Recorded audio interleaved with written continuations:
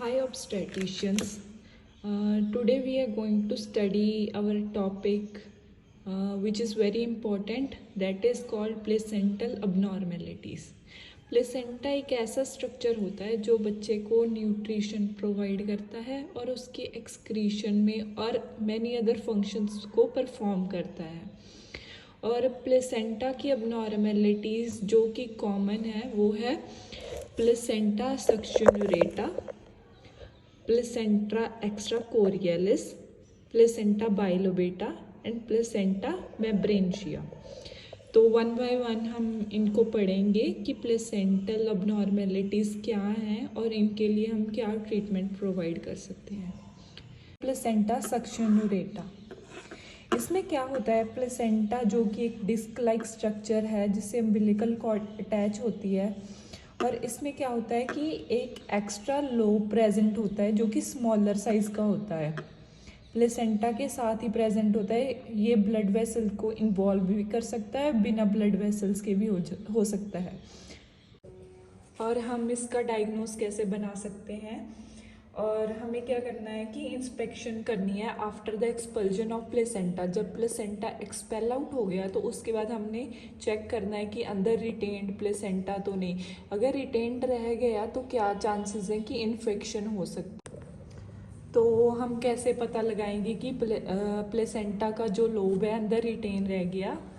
तो इसमें क्या करेंगे, हम देखेंगे कि प्लेसेंटा जो आउट हुआ है उसका सरफेस कैसा है। अगर उसका सरफेस टॉन है या उसमें कोई ब्रेकेज आता है तो हमें पता लग जाता है कि अंदर कुछ रिटेन्ड रह गया। तो इससे क्या चांसेस हो सकते हैं, या तो पीपीएच होगा इसमें, पोस्टमार्टम हेमरेज, क्योंकि प्लेसेंटा अंदर ही रिटेन्ड रह गया और ब्लीडिंग जो है कंटिन्यूस रहेगी, और सब इन्वोल्यूशन हो जाएगी। सब इन्वोल्यूशन क्या होता है कि यूट्रस जो अपनी नॉर्मल पोजीशन में वापस नहीं आ रहा। और उसके बाद हो सकता है uterine sepsis. Uterine sepsis means infection हो सकता है यूट्रस में, क्योंकि अंदर रिटेन्ड प्रोडक्ट्स रह चुके हैं। और इसका हम ट्रीटमेंट कैसे करते हैं, ट्रीटमेंट गोल्स क्या है इसके, तो इसमें हम जनरल एनेस्थीसिया देके जो रिटेन्ड प्लेसेंटा होता है उसको मैनुअली रिमूव कर देते हैं with the help of instrument और विदाउट इंस्ट्रूमेंट्स। तो नेक्स्ट है हमारा प्लेसेंटा एक्स्ट्राकोरियलिस। एक्स्ट्रा का मतलब क्या होता है कि कुछ एक्स्ट्रा प्रेजेंट है। इसमें क्या एक्स्ट्रा प्रेजेंट होता है, जो कि होती है ओपेक रिंग। ओपेक रिंग कैसे बनती है मैं बताती हूँ आपको। जो प्लेसेंटा होता है वो फुली एमनियन और कोरियन से कवर होता है, और इसमें क्या होता है, जो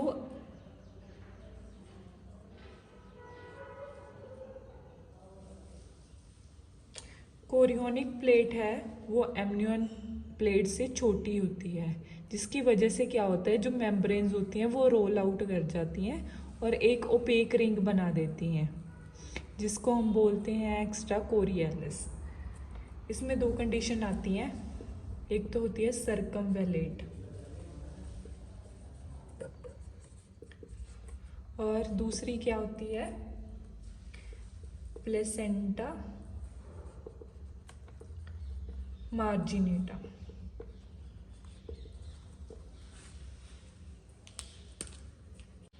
इसमें क्या होता है कि फीटल सरफेस जो है वो दो पार्ट्स में डिवाइडेड होता है। एक तो होता है सेंट्रल डिप्रेस्ड जोन,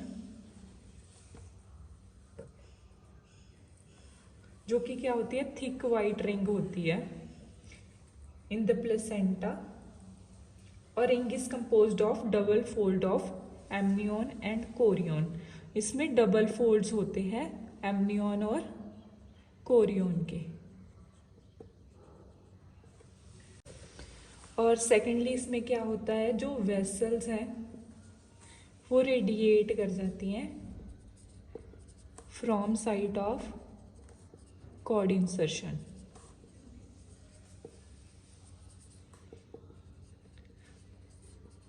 जहाँ पे प्लेसेंटा से कॉर्ड अटैच होती है उस पॉइंट पे जो वेसल्स हैं वो रेडिएट कर जाती हैं और इसमें साइन एंड सिम्टम्स क्या आ सकते हैं? पहला तो होगा अबॉर्शन के चांसेस हैं। अबॉर्शन के चांसेस इसलिए हैं क्योंकि बच्चे को न्यूट्रिशन नहीं मिल पाएगा, फीटल ग्रोथ रिटार्डेशन हो जाएगी। और दूसरे चांस क्या है इसमें? हाइड्रोटिया ग्रेविडेरम। इसमें क्या होता है? एक्सेसिव जो है वेजाइनल डिस्चार्ज होता है। और एपीएच होने के चांसेस है, एंटीपार्टम हेमरेज। जो वेसल्स एक्सपोज्ड हैं वो ब्लीडिंग स्टार्ट कर देंगी। और इसके बाद वाली कंडीशन प्लेसेंटा मेम्ब्रेंशिया क्या होता है? इसमें जो प्लेसेंटा होता है बहुत ज़्यादा थिन होता है। और कोरियन फ्रॉन्डोसम के साथ साथ ये कोरियन लीव भी कंसिस्ट करता है।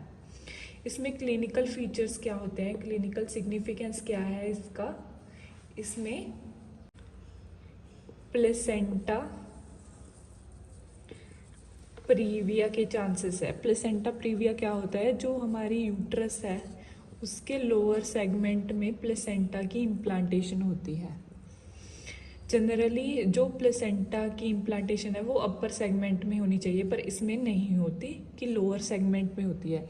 इसके बारे में और एक डिटेल्ड वीडियो आएगी कि प्लेसेंटा प्रीविया और प्लेसेंटा अब्रप्शियो क्या होता है। और इसमें भी सेम पीपीएच के चांसेस होते हैं क्योंकि जो सेपरेशन होती है वो अनइवन होगी इसमें, जिसकी वजह से हमारा पीपीएच हो सकता है। और chances of retained placenta. Chances of retained placenta क्यों है इसमें? क्योंकि जो प्लेसेंटा है बहुत ज़्यादा थिन है। थिन की वजह से उसकी डिटैचमेंट है जो वो बहुत मुश्किल है। मान लो एक हार्ड मास है और एक सॉफ्ट मास है, बहुत ही थिन है।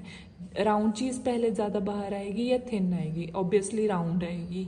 तो जो प्लेसेंटा नॉर्मली होता है ना उसका मास ज़्यादा होता है, लेकिन जो प्लेसेंटा मेम्ब्रेंशिया होता है इसमें क्या होता है? प्लेसेंटा जो है वो बहुत ज़्यादा थिन होता है, जिसकी वजह से क्या होता है कि प्लेसेंटा रिटेन्ड रहने के चांसेस ज़्यादा होते हैं। लास्ट है हमारा प्लेसेंटा बाइलोबेट।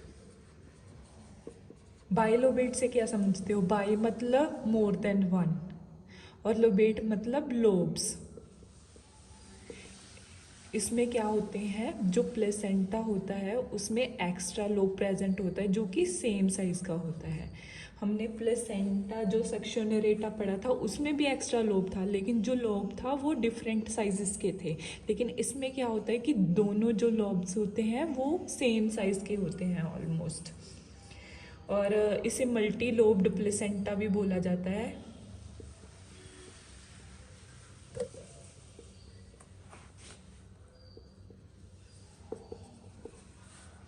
इसमें क्लिनिकल फीचर्स क्या आते हैं? ये सेम होता है प्लेसेंटा सक्शनरेटा की तरह।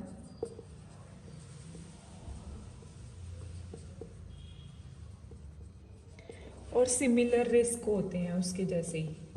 उसमें हमने रिस्क पढ़े थे कि क्या हो सकता है? एक तो पीपीएच हो सकता है, सब इन्वोल्यूशन हो सकती है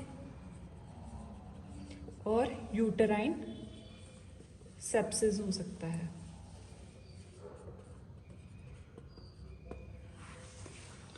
इसी के साथ हमारे टॉपिक कंप्लीट होते हैं। और दो और तरह के प्लेसेंटा होते हैं जो कि हम अदर अबनॉर्मेलिटीज़ में काउंट करते हैं।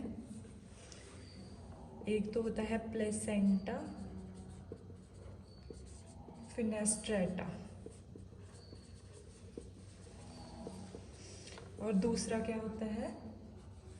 प्लेसेंटो मगैली। फेनेस्ट्रेटा में क्या होता है कि इसमें क्या होता है? Missing portion of placental disc.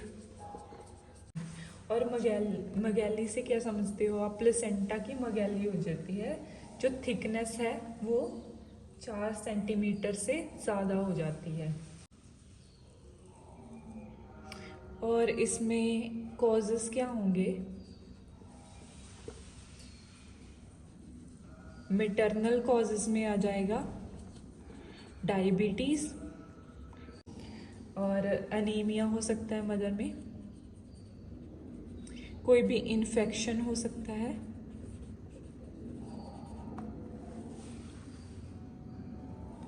और फीटल में हाई ड्रॉप्स और इन्फेक्शन हो सकता है. So we have completed our all the abnormalities in this. Our next video will be about placenta, previa and abruptia. Thank you for watching. Subscribe, like and share my channel for more obstetrical videos. Thank you.